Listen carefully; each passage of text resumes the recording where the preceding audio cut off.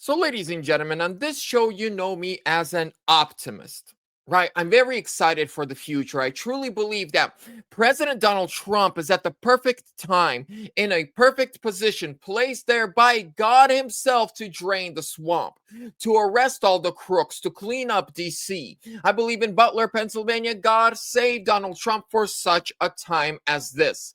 But this coming arrest is absolutely my favorite, and your favorite too. Our favorite Chinese spy banging Fang Fang Eric Swalwell. Well, just last night, Democrat Representative Swalwell has been referred to the DOJ by the housing director Pult for mortgage fraud. They are saying this guy has committed tons of felonies, and what the biggest one is this: he's a representative from California.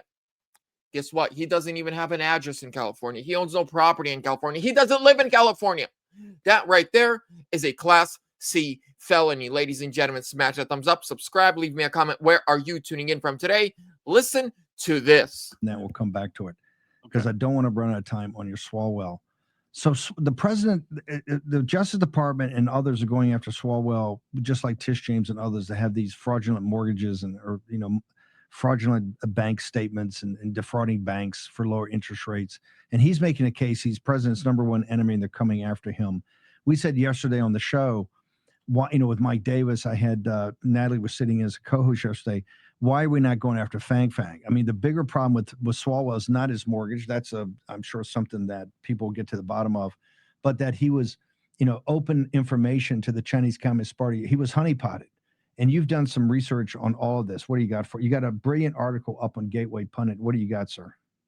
Well, don't forget, Dan Feinstein was also penetrated by the Chinese intelligence for many years, and not much really happened. Swalwell, we took a look at his mortgage. He declared he bought and purchased a home in Washington, D.C. that he declared as his principal residence while not having any verifiable address in California. According to the U.S. Constitution, you have to be an inhabitant of the state that you represent. California law code 349, you actually have to have a physical address and live there. Swalwell has big financial problems. I looked at his financial disclosures since 2011 when he entered Congress. He still has not paid off his student loans. He still has the same debt to American Express, Chase Bank. He's a financial disaster. And that might be why he can't maintain a home in California like he's supposed to.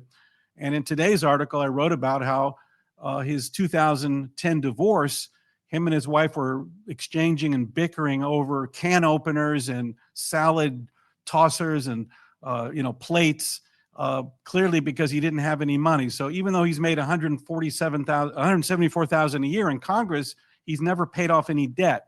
So that makes the whole Chinese spying Fang Fang thing of more concern. Where is this guy's money going, and why can't he pay off debts, and why can't he maintain a home in California?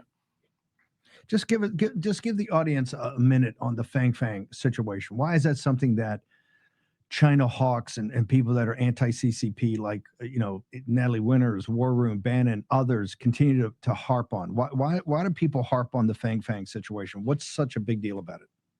Well, there's a long-term influence operation by different countries, sometimes Russia and certainly China, to penetrate U.S. political parties and influence them by placing influencers inside people that they think have potential to become president. Now, here he just goes on for the rest of the show, couple minutes that are the remaining, talks about that they believe Fang Fang was placed there by the CCP to spy on Swalwell because he's weak. And they knew he's desperate for money, so they knew he was an easy catch. But here's the thing, ladies and gentlemen. What's up with mortgage fraud in D.C.? What's up with mortgage fraud and all these politicians? I mean, it's just ridiculous how many people have now been referred to the DOJ for criminal prosecution for this exact thing, mortgage fraud. Ladies and gentlemen, they're all crooks. They're all criminals. I trust none of them.